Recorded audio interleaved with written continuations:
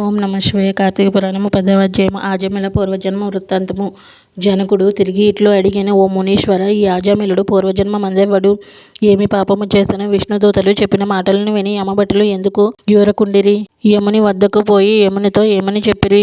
వశిష్ఠుడు ఇట్లు చెప్పెను. యమదూతలు విష్ణుదూతల మాటలు విని శీఘ్రముగా యముని వద్దకు పోయి సర్వవృత్తాంతమును యమునితో చెప్పిరి. అయ్యా, పాపాత్ముడును దురాచారుడును నిందిత కర్మలను ఆచరించువాడును నగు ఆజమిలుడు తోడి తెచ్చుటకు పోయినంతలో విష్ణుదూతలు వచ్చి మమ్ములను ధిక్కరించి అతనిని విడిపించిరి. మేము వారిని ధిక్కరించుటకు ఆసక్తులమై వచ్చితిమి అని చెప్పిరి. ఆ మాటల్ని విని కోపించి యముడు జ్ఞాన దృష్టితో చూసి ఇట్లని, ఈ ఆజమిలుడు దుర్మార్గుడైనను అంత్యకాలమందు హరినామస్మరణ చేయుట చేత పాపములు నశించి వైకుంఠ ప్రియుడాయను. అందువలననే అతనిని విష్ణుదూతలు స్వీకరించిరి. దుష్టాత్ములై మహిమను తెలుసుకొనక హరినామస్మరణ చేసినాను పాపములు నశించును, తెలియక తాకినను అగ్ని కాల్చును గదా.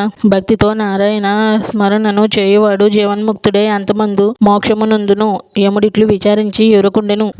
ఆజమిలుడు పూర్వజన్మమున సౌరాష్ట్ర దేశమందు బ్రాహ్మణుడై శివార్చకుడుగా ఉండి శివద్రవ్యమును హరించుచు స్నాన సంధ్యాదములను విడిచి అన్యమానసుడై శివుని పూజించుచు శివునికి అభిముఖముగా కాళ్ళు చాపుకుని శయనించుచు ఆయుధపాణి అయి స్నేహితులతో కూడి నానాలంకార శోభితుడై స్వేచ్ఛా విహారములు తిరుగుచు బహిభాషి అయి మంచి యవ్వనముతో నుండెను. ఆ ఊరిలో ఒక బ్రాహ్మణుడుండెను. అతనికి ఒక రూపవతి యవ్వనవతియునగు భార్య కలదు.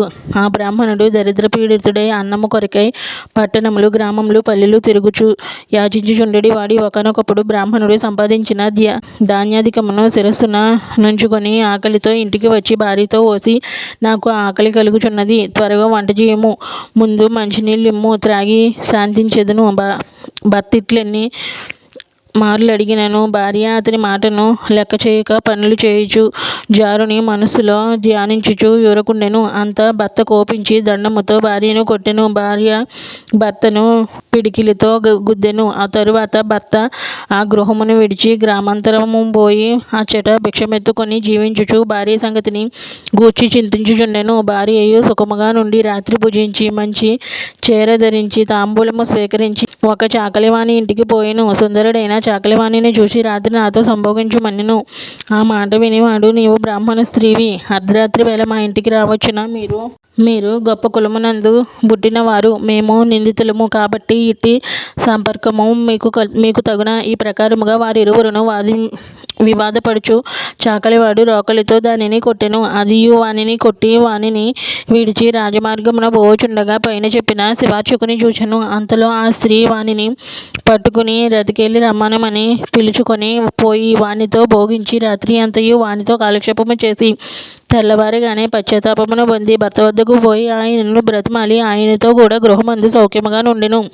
తరువాత కొంతకాలమునకు శివార్చకుడు మృతి నొంది యమలోకమందు క్రమముగా రౌరవాది నరక దుఃఖములను అనుభవించి తిరిగి ఈ భూమి యందు సత్వనిష్ఠుని కొడుకు ఆజమిలుడే జన్మించును. ఇతనికి కార్తీక పూర్ణిమ నాడు శివదర్శనము లభించినది. అంత్యకాలమందు హరినామస్మరణ కలిగినది. ఆ హేతు వల చేత సప్త జన్మార్జిత పాపములు నశించి మోక్షమును పొందెను.